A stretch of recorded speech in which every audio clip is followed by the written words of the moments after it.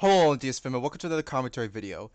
Today is a big day for the Miami Dolphins. Shit got done, and Stephen Ross had enough. After 9 to 10 years of him being our general manager, Chris Grier has been fired and parted ways with the Miami Dolphins. Holy shit. When I got the news earlier this afternoon, I got so excited. This is exactly what we needed. Stephen Ross is an absolute W for this, and I was worried that he was not going to make any changes and keep our guys for like next season and beyond, but he finally put his foot down. Thank God, we don't have to deal with this shit anymore. I cannot wait to discuss a little more about this topic, but before we do, happy Halloween, guys.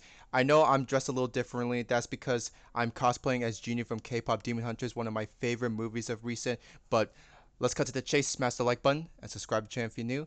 Let's begin. This game, yesterday night's game, was the final straw for Stephen Ross. The Miami Dolphins didn't put up any touchdowns, just 2 field goals, and I wasn't surprised on this loss. I knew we were going to lose with Lamar Jackson coming back and Tua looking out of shape like usual and how he was last season. Yeah, we needed a change. And Ross could have done it earlier, but better late than never. We can finally tank properly without having to make a lot of mistakes under Chris Grier.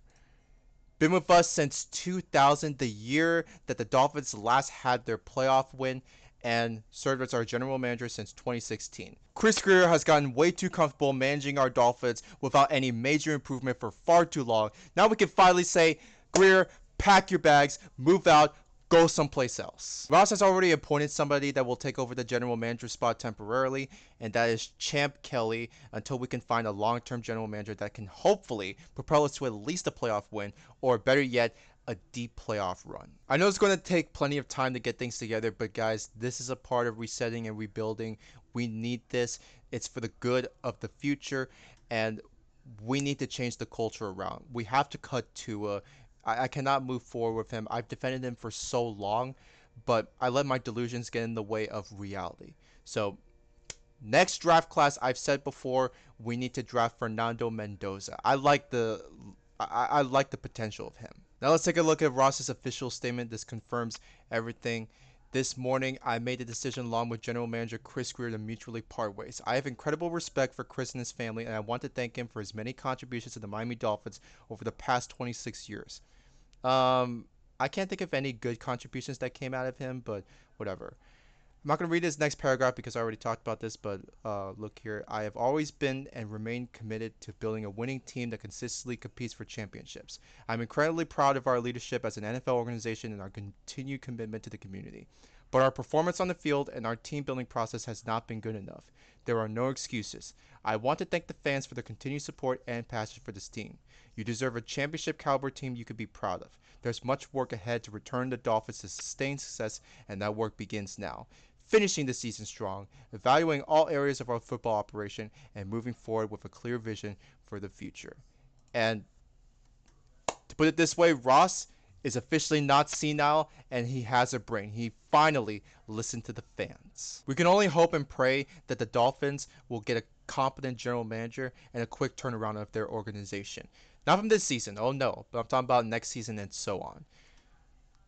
Like a similar path to what the Patriots took when they fired Gerard Mayo last season. I've discussed this before, but I'm just gonna bring it up again.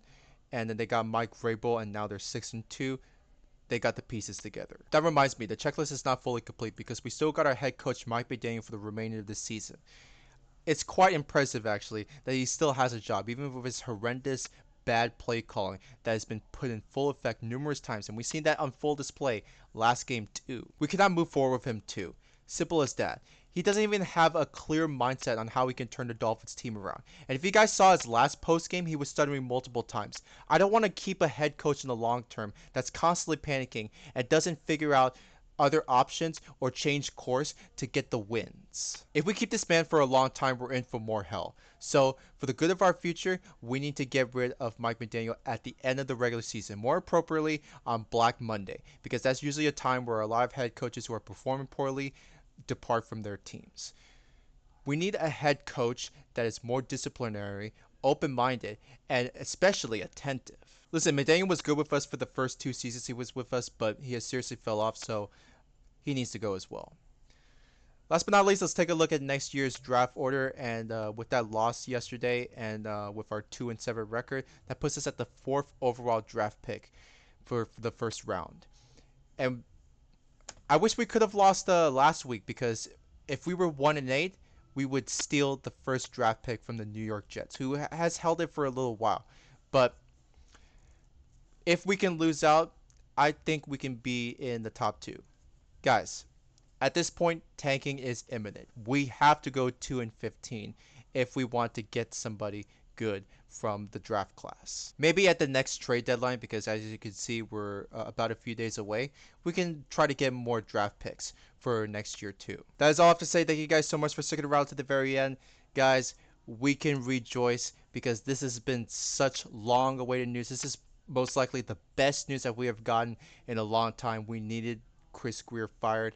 And let me know your thoughts on the whole situation. And let me know, where were you when Chris Grier got fired?